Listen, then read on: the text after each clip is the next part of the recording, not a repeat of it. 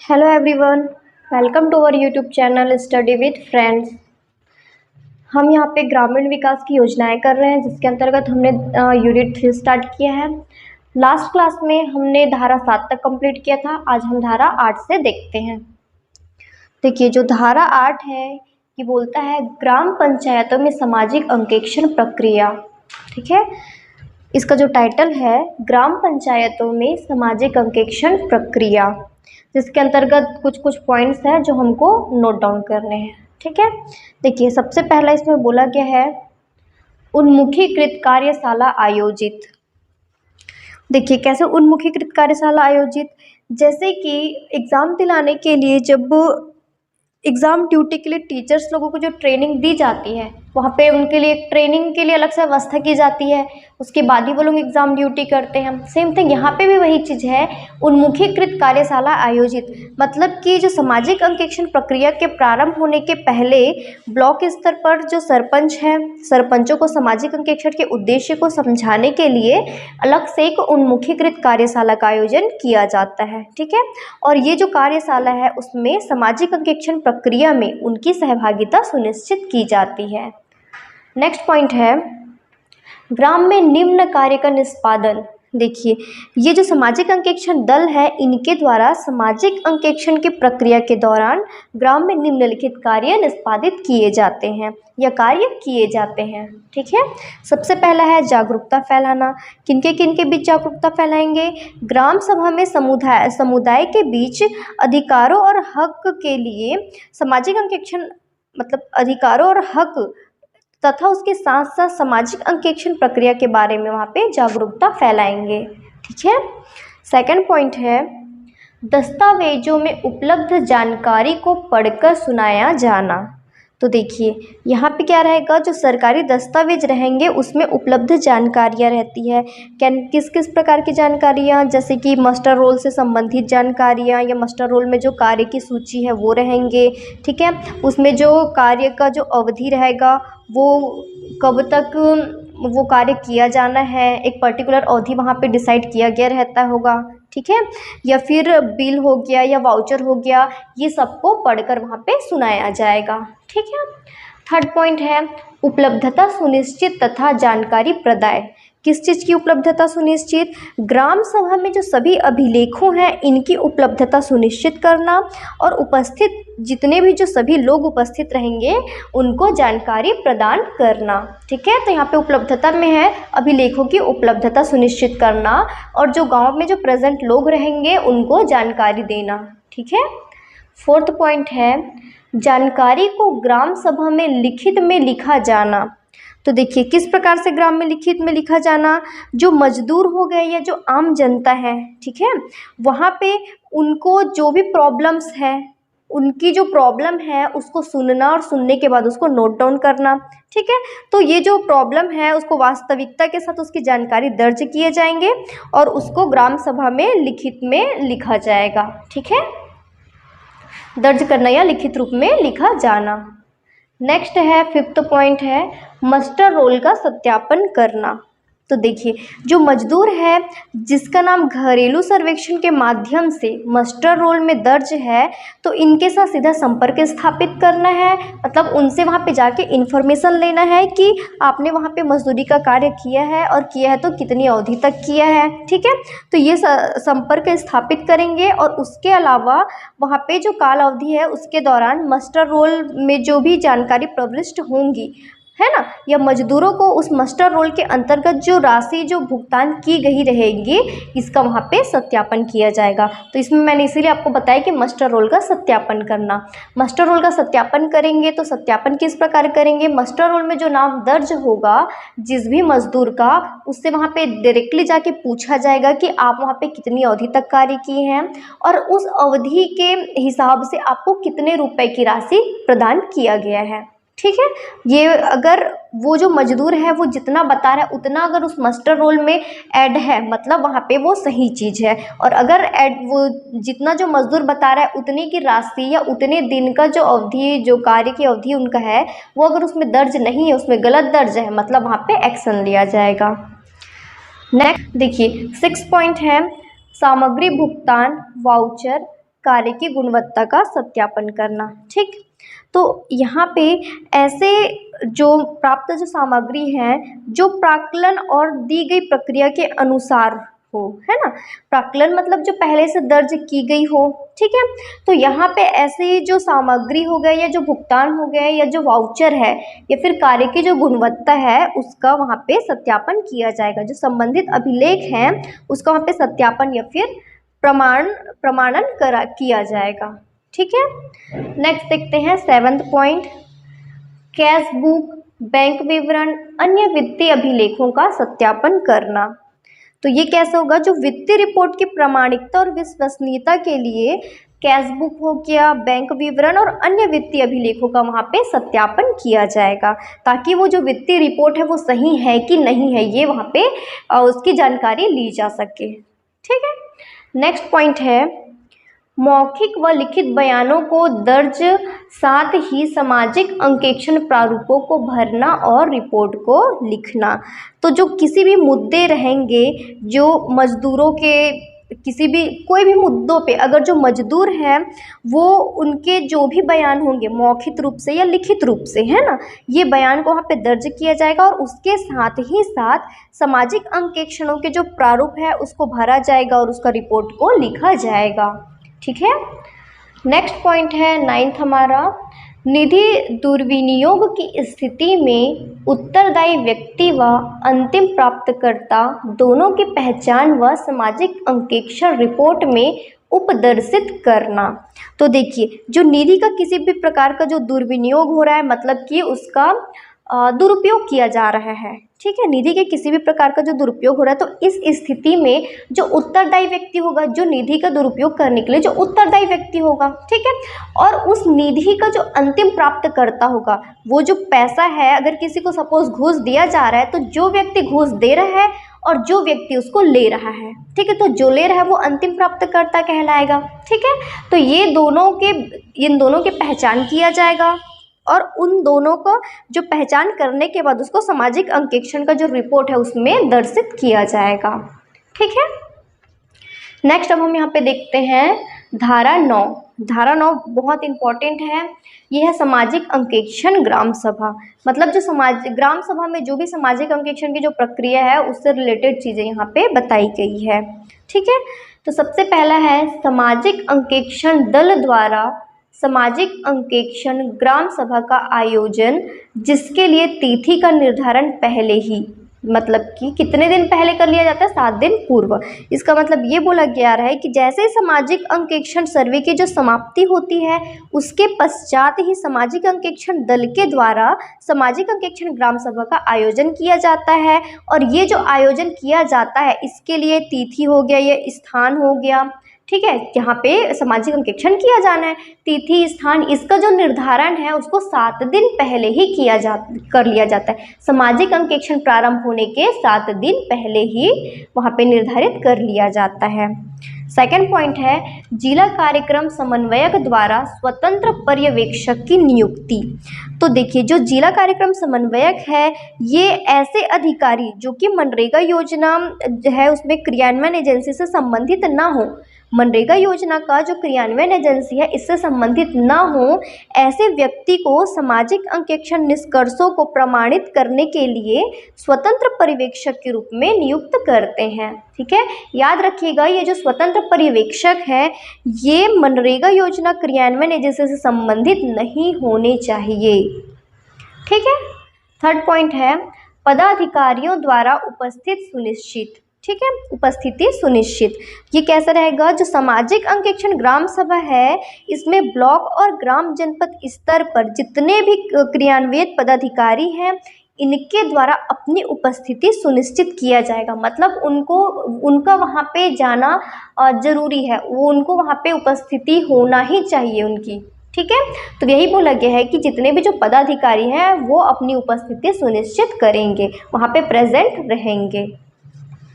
Next point है सामाजिक अंकेक्षण दल के साथ साथ ग्राम पंचायत द्वारा सामाजिक अंकेक्षण ग्राम सभा के बारे में पहले से सूचित कर दिया जाएगा। मतलब ये बोला जा रहा है जो प्राथमिक हितधारक होते हैं और जो ग्रामीण समुदाय होते हैं उनकी पूर्ण सहभागिता को सुनिश्चित करने के लिए ही सामाजिक अंकेक्षण दल के साथ साथ जो ग्राम पंचायत है इनके द्वारा सामाजिक अंकेक्षण ग्राम सभा के बारे में पहले से ही सूचित कर दिया जाएगा। मतलब सामाजिक अंकेक्षण दल तो करेंगे ही, इनके साथ साथ जो ग्राम पंचायत है वो भी सामाजिक अंकेक्षण ग्राम सभा के बारे में पहले से सूचित कर देंगे। ठीक है, नेक्स्ट देखते हैं 5th पॉइंट।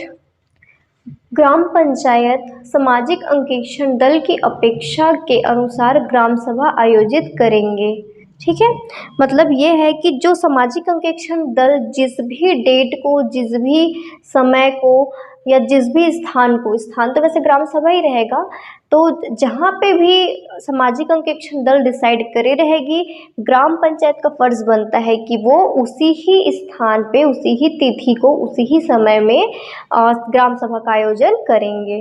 ठीक है, नेक्स्ट देखते हैं 6th पॉइंट। प्रत्युत्तर से संबंधित व्यक्तियों के हस्ताक्षर या अंगूठे के निशान लगवाना। ठीक है, तो कैसे लगवाएंगे? जो सामाजिक अंकेक्षण के जो निष्कर्ष हैं इसको सामाजिक अंकेक्षण ग्राम सभा में पढ़कर सुनाया जाएगा और इसके जो प्रत्युत्तर है, मतलब प्रत्युत्तर का मतलब क्वेश्चन का आंसर देना। ठीक है, तो इसके जो प्रत्युत्तर है यदि कोई हो, ठीक है, कोई प्रत्युत्तर अगर हो तो उसको दर्ज किया जाएगा, उसका जो क्वेश्चन और आंसर उसको दर्ज किया जाएगा और जो व्यक्ति क्वेश्चन किया गया रहेगा जिनको आंसर मिला होगा, ठीक है, जो व्यक्ति क्वेश्चन करेगा उसी को ही आंसर मिलेगा। तो जो व्यक्ति क्वेश्चन किया होगा उसका जो भी आंसर मिला गया होगा उसको भी नोट डाउन किया जाएगा और जो व्यक्ति क्वेश्चन किया है उसी व्यक्ति का उससे या तो सिग्नेचर करवाया जाएगा, अगर वो उसको सिग्नेचर करना नहीं आता है तो उसका अंगूठा लगवाया जाएगा। ठीक है, तो अंगूठे के निशान भी इसमें लिए जाएंगे। नेक्स्ट देखते हैं 7th पॉइंट है निष्कर्षों से व्यथित तो पुनः परीक्षण का अवसर।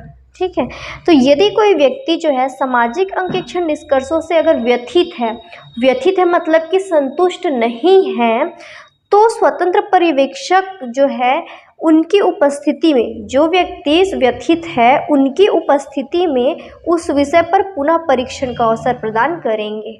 ठीक है, फिर से वहाँ पे निरीक्षण का अवसर दिया जाएगा। लेकिन ये जो फिर से जो निरीक्षण किया जाएगा इस प्रकार से जो भी दर्ज जो रहेगा, ठीक है, उसको जो दर्ज साक्ष्य रहेगा इसको क्लस्टर स्तरीय निकासी बैठक में फिर से ओपन नहीं किया जाएगा। ठीक है, जो इस प्रकार से जो दर्ज साक्ष्य है उसको क्लस्टर स्तरीय निकासी बैठक में फिर से विचार विमर्श करने के लिए पुनः ओपन या फिर से नहीं खोला जाएगा। ये 8th पॉइंट है हमारा। ठीक है, नेक्स्ट देखते हैं धारा 10 क्लस्टर स्तरीय निकासी बैठक।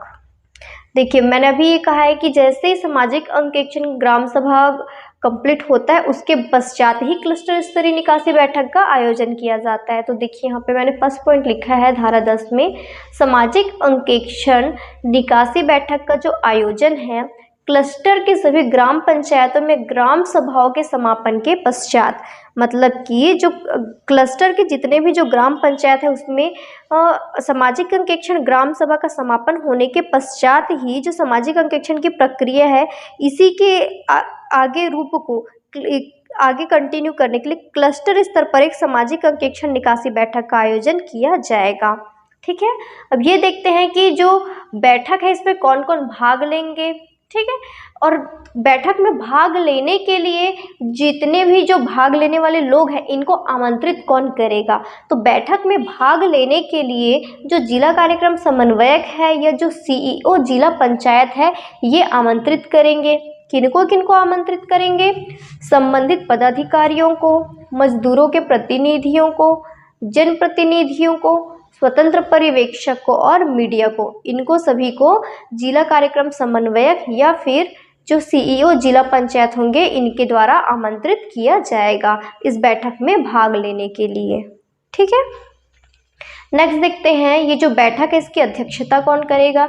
तो बैठक की जो अध्यक्षता है इसको जिला कार्यक्रम समन्वयक करेगा और अगर जिला कार्यक्रम समन्वयक नहीं करता है तो उनके द्वारा जो भी प्राधिकारी जो उनके द्वारा जो भी नियुक्त प्राधिकारी होंगे वो यहाँ पे अध्यक्षता करेंगे बैठक की, ठीक है।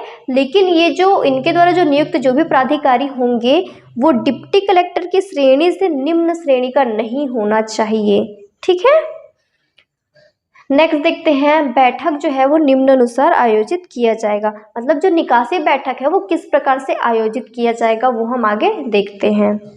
इसमें फर्स्ट पॉइंट है, पिछले रिपोर्ट की कार्यवाही को पढ़कर सुनाना, ठीक है।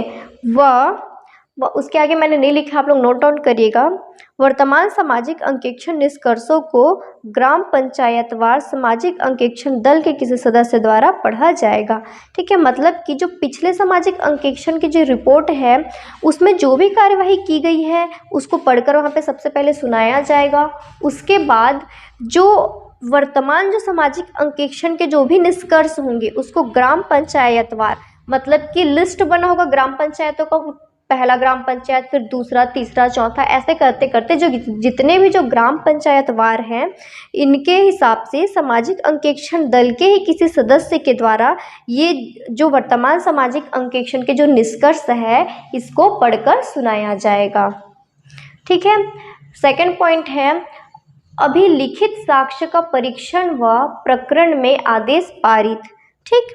तो इसमें क्या है, जो सामाजिक अंकेक्षण दल के द्वारा प्रस्तुत जो प्रत्येक जो भी विचलन है ना, इसके संबंध में अध्यक्षता करने वाले अधिकारी या जो ग्राम सभा या कार्यस्थल का जो सत्यापन है या घरेलू सर्वेक्षण में जो भी अभिलिखित साक्ष्य हैं इसका परीक्षण करेंगे और अपने निकासी बैठक में प्रत्येक प्रकरण में आदेश को पारित करेंगे, ठीक है। नेक्स्ट देखते हैं, संबंधित शासकीय पदाधिकारी प्रत्युत्तर देंगे।